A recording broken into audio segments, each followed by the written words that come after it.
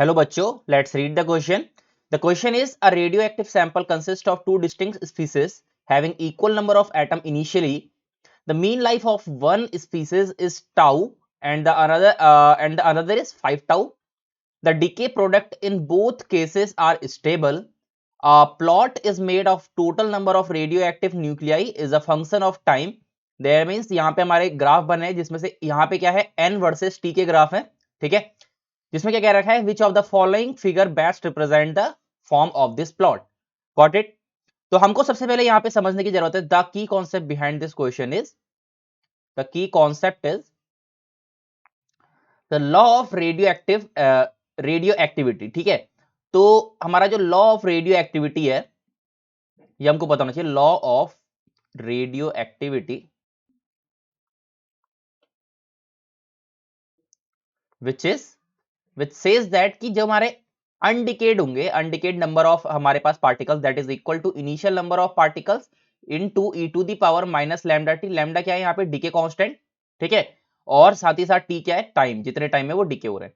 Now if you will see कि यहाँ पे क्या है जो हमारा एन है, जो हमारा एन है क्योंकि एन नॉट दोनों के लिए सेम है. Two distinct species having the equal number of atom initially क्या रखा है, तो यानी कि एन नॉट तो दोनों का सेम है.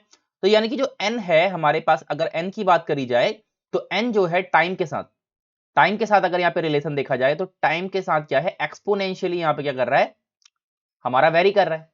जो एन है एक्सपोनेंशियली यहाँ पे वेरी कर रहा है, ठीक है. इस मींस इसका मतलब क्या है, इसका मतलब यह है कि एज द टाइम पैसेज, क्योंकि देखो हमारा जो रेडियो एक्टिव हमारा कोई भी न्यूक्लियस होता है तो डिके करता है विद टाइम, बिकॉज उसको क्या होना है स्टेबल होना है. एज द टाइम पासेज, ठीक है, न्यूक्लियस जो होता है हमारा गेट्स स्टेबल, क्योंकि वो डीके होते रहता है तो वो स्टेबिलिटी की ओर को अचीव करता है, ठीक है. यानी कि टाइम के साथ क्या होगा हमारा जो न्यूक्लियस है वो यहाँ पे डीके होता रहेगा. यानी कि जो हमारे अगर इनिशियल अगर फाइनली न्यूक्लियस की बात करी जाए तो फाइनली न्यूक्लियस क्या होंगे, that will be less than N nought, ठीक है. तो जैसे जैसे टाइम बढ़ेगा, क्योंकि from this relation N is inversely proportional to exponential of time, यानी कि जो एन है वो एक्सपोनेंशियली डिक्रीज करेगा विद टाइम. और एक्सपोनेंशियल का ग्राफ कैसा होता है, एक्सपोनेंशियल का ग्राफ होता है हमारा कुछ इस टाइप का. अगर यहाँ पे एन है और यहाँ पे टी है तो एक्सपोनेंशियल का ग्राफ होता है हमारा कुछ इस टाइप का. दिस मींस जो हमारा ग्राफ होगा वो ना हमारा कांस्टेंट होना चाहिए, ठीक है, टाइम के साथ ना वो कांस्टेंट होना चाहिए और ना ही उसको क्या होना चाहिए इंक्रीज होना चाहिए.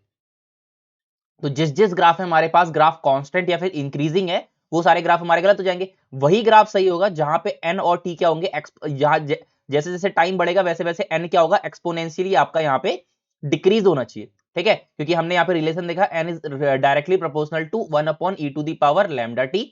तो पहला ग्राफ देखो, यहाँ पे पहला ग्राफ में यहाँ पे डिक्रीजिंग है एक्सपोनेंशियल, पर शुरुआत में क्या है कांस्टेंट, तो ये नहीं हो सकता. सेकेंडली हमारा पहले डिक्रीज हो रहा है एक्सपोनेंशियली फिर इंक्रीज हो रहा है, इंक्रीज तो हो ही नहीं सकता टाइम के साथ. सिमिलरली सी में भी देखो पहले डिक्रीज हो रहा है देन इंक्रीज दैट डिक्रीज, ये भी नहीं हो सकता.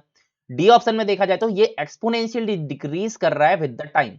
This means the option number D is the correct answer for this question.